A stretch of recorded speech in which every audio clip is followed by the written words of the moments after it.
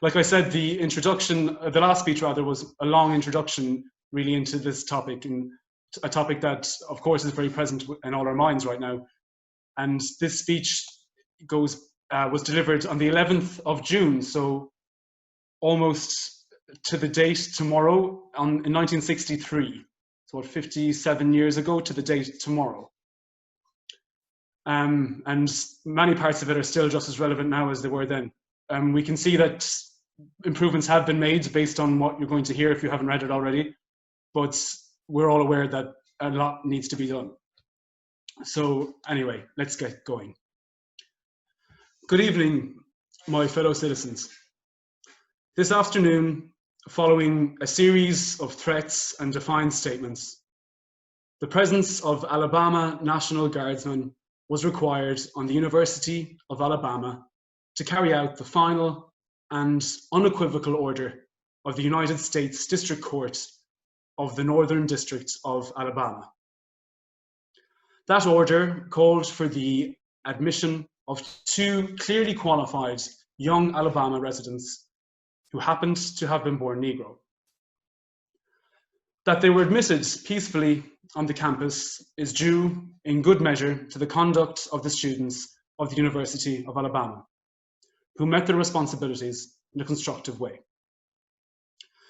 I hope that every American, regardless of where he lives, will stop and examine his conscience about this and other related incidents. This nation was founded by men of many nations and backgrounds. It was founded on the principle that all men are created equal, and that the rights of every man are diminished when the rights of one man are threatened.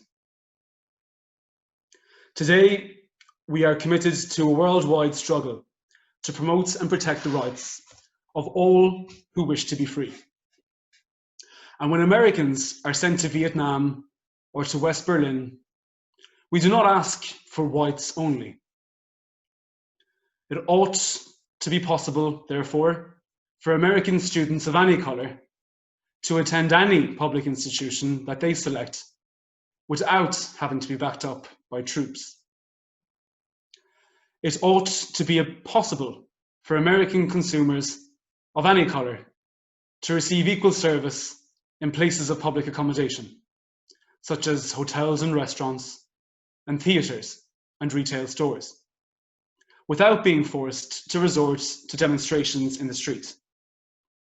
And it ought to be possible for American citizens of any colour to register and to vote in a free election without interference or fear of reprisal.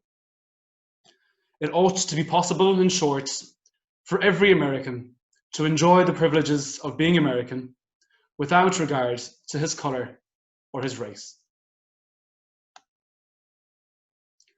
In short, every American ought to have the right to be treated as he would wish to be treated, as one would wish his children to be treated. But this is not the case. The Negro baby born in America today, regardless of the section of the states in which he is born, has about one half as much chance of completing a high school education as a white baby born in the same place on the same day. 1/3 as much chance of completing college. 1/3 as much chance of becoming a professional man. Twice as much chance of becoming unemployed. About 1/7 as much chance of earning $10,000 a year. A life expectancy which is 7 years shorter, and the prospects of earning only half as much. This is not a sectional issue. Difficulties over segregation and discrimination exist in every city, in every state of the Union, producing in many cities a rising tide of discontent that threatens the public safety. Nor is it a partisan issue. In a time of domestic crises, men of goodwill and generosity should be able to unite regardless of party or politics. This is not even a legal or legislative issue alone. It is better to settle these matters in the courts than on the streets. And new laws are needed at every level. But law alone cannot make men see right. We are confronted primarily with a moral issue. It is as old as the scriptures and as clear as the American Constitution. The heart of the question is whether all Americans are to be afforded equal rights and equal opportunities. Whether we are going to treat our fellow Americans as we want to be treated. If an American, because his skin is dark, cannot eat lunch in a restaurant open to the public, if he cannot send his children to the best public school available, if he cannot vote for the public officials who will represent him, if, in short, he cannot enjoy the full and free life which all of us want, then who among us would be content to have the color of his skin changed and stand in his place? Who among us would then be content with the counsels of patience and delay? 100 years of delay have passed since President Lincoln freed the slaves. Yet their heirs, their grandsons, are not fully free. They are not yet free from the bonds of injustice. They are not yet freed from social and economic oppression. And this nation, for all its hopes and all its boasts, will not be fully free until all its citizens are free. We preach freedom around the world, and we mean it, and we cherish our freedom here at home. But are we to say to the world, and much more importantly, to one another, that this is the land of the free except for the Negroes? That we have no second-class citizens except Negroes?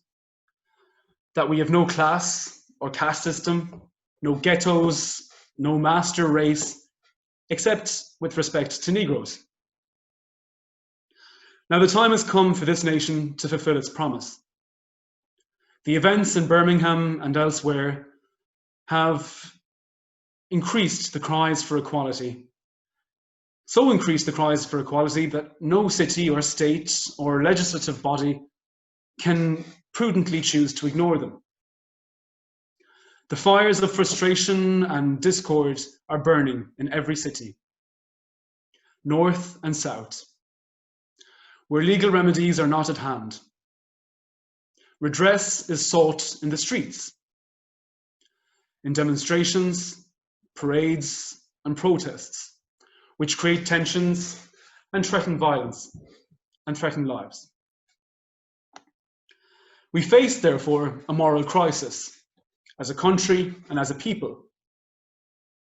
It cannot be met by repressive police action.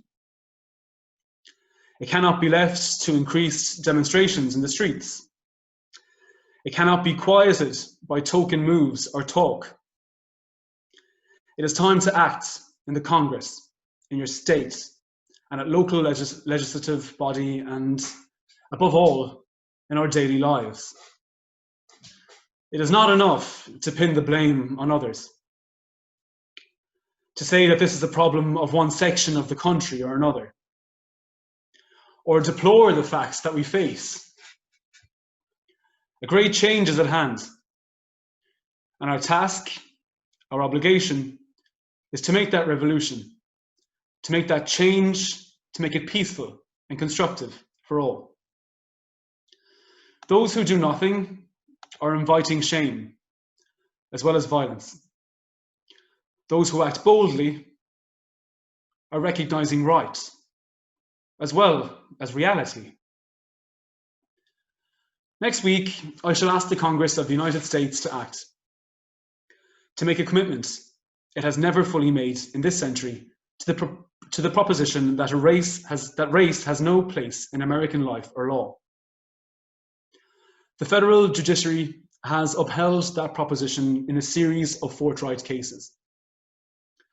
The executive branch has adopted that proposition in the conduct of its affairs, including the employment of federal personnel, the use of federal facilities, and the sale of federally financed housing. But there are other necessary measures which only the Congress can provide, and they must be provided at this session. The old code of equity law under which we live commands for every wrong a remedy. But in too many communities, in too many parts of the country, wrongs are inflicted on Negro citizens, and there are no remedies at law. Under the Congress Acts, their only remedy is the street. I am therefore asking the Congress to enact legislation giving all Americans the right to be served in facilities which are open to the public: hotels, restaurants, theatres, retail stores, and similar establishments. This seems to me to be an elementary right. Its denial is an arbitrary indignity that no American in 1963 should have to endure, but many do. I have recently met with scores of business leaders urging them to take voluntary action to end this discrimination, and I have been encouraged by their response.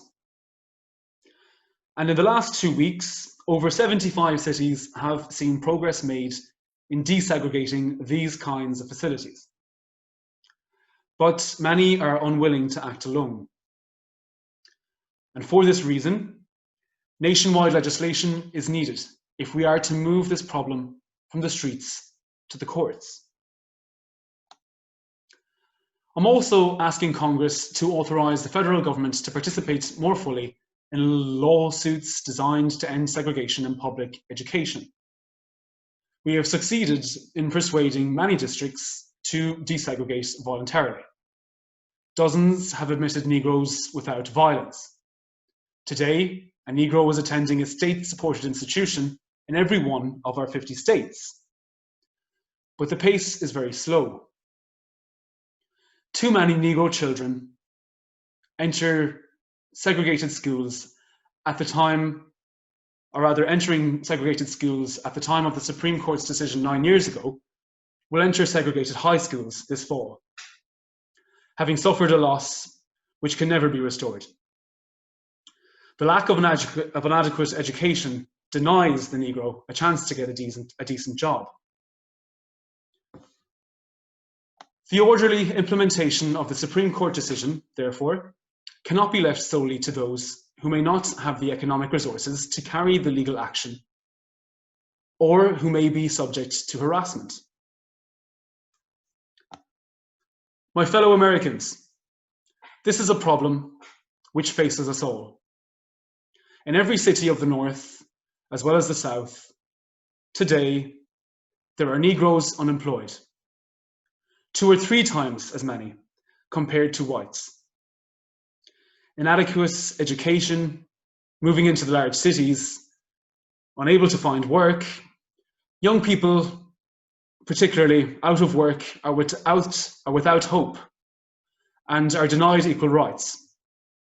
Denied the opportunity to eat at a restaurant or a lunch counter or go to a movie theatre. Denied the right to a decent education. Denied almost today the right to attend a state university, even though qualified.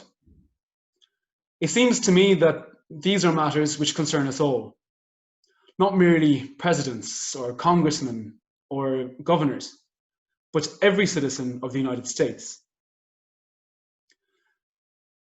This is one country. It has become one country because all of us and all the people who came here had an equal chance to develop their talents. We cannot say to 10% of the population that you can't have the right.